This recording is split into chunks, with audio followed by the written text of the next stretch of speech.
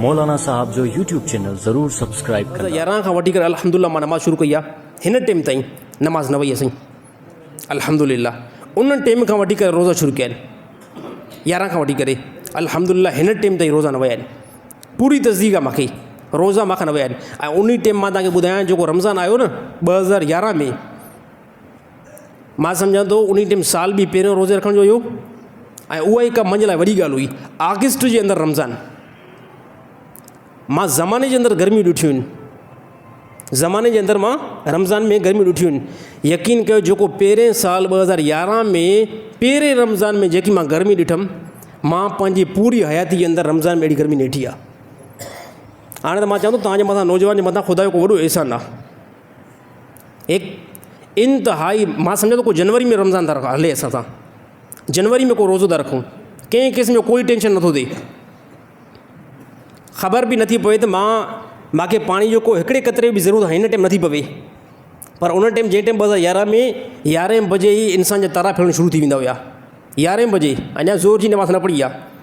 पहिरियों ई मुंहुं जेको आहे पीलो थियणु शुरू थी वेंदो, मुंहुं अजीब ग़रीब कंडीशन। छाजे करे तव्हांखे ख़बर आहे त असांजे इलाइक़े में गर्मी केतिरी ज़्यादा थींदी आहे। ख़ासि करे अगस्त जो महीनो नोट कयो त केतिरी गर्मी थिए थी। त हिन टाइम तव्हां लाइ अलाह ताला गनीमत बणाई आहे त रोज़ा रखे वठो। ऐं ॿिए नंबर ते हिकिड़ी ॻाल्हि वरी ज़हन में रखे छॾिजो। मां उन टाइम पंहिंजे ज़हन में इहा ॻाल्हि रखियमि त ॾिसो रोज़ो हिकिड़ो हलियो वियो न, मां पहिरियों रोज़ो रखियुमि, रोज़ो वियो। हाणे उन पहिरें रोज़े जी तकलीफ़ हमेशह लाइ मुजीब रहमान खां परे थी वई। वरी ॿियो रोज़ो आयो, तकलीफ़ आई। वरी ॿिए रोज़े जी तकलीफ़ गर्मी जी हमेशह लाइ मुंहिंजी ज़िंदगी खां निकिरी वई। 3 रोज़े जी निकिरी वई, 3 रोज़ा रखियमि मुकमल, तकलीफ़ हली वई।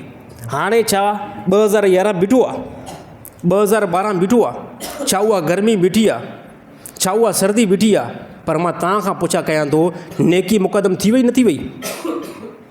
आमाल में रोज़ा काउंट थी विया न? त हमेशह ज़हन खे इहो ई सम्झाईंदा कयो त रोज़ा रखंदो आमाल जे अंदरि काउंट थी वेंदा। बाक़ी वक़्तु असां कंहिंजे लाइ न बीहंदो।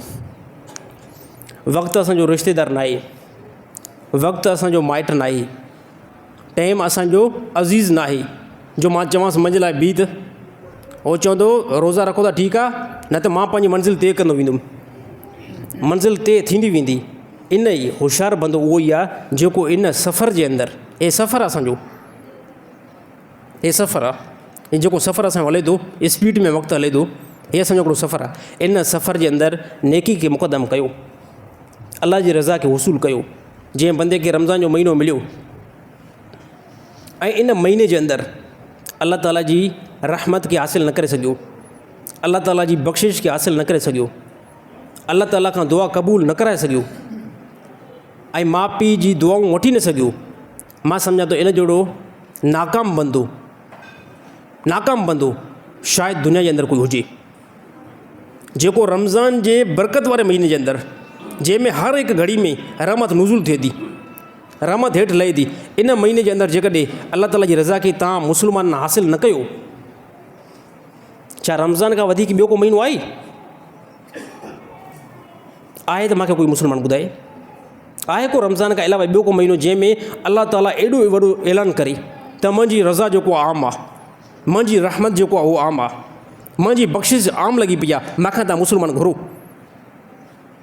कोई महीनो रमज़ान खां अलावा न आहे। इन महीने जे अंदरि कोशिशि करे वठो, नफ़्स जे मथां वज़न रखे वठो ऐं नफ़्स खे सम्झायो त इहा तकलीफ़, इहो टेंशन नमाज़ में बीहण जो ऐं इंतिहाई थोरो आहे। तरावी नमाज़ जे अंदरि बीहण जी कोशिशि कयो, इन जे अंदरि ख़ैरु आहे।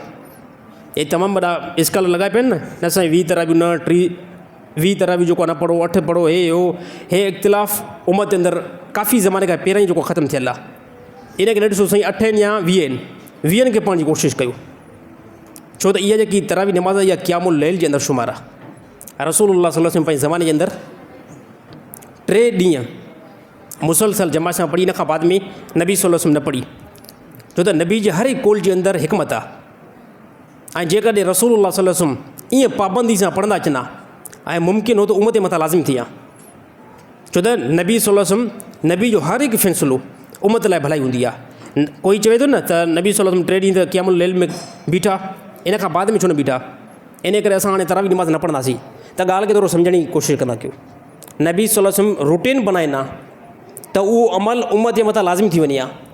पोइ तरावी खे छॾण में गुनाहगार थियूं आहे, क़यामुल लेल में न बीहण जे करे असां गुनाहगार थियूं आहे, पर हे नबी जी शफ़क़त आहे, हे नबी जो अहसान आहे त तरावी नमाज़ खे साईं छॾण जी कोई बि मुस्लमान कोशिशि न करे, 20 रकातूं पढ़ी ऐं अल्लाह ताला जी रहमत जेकी आहे भरपूर हासिलु कयो।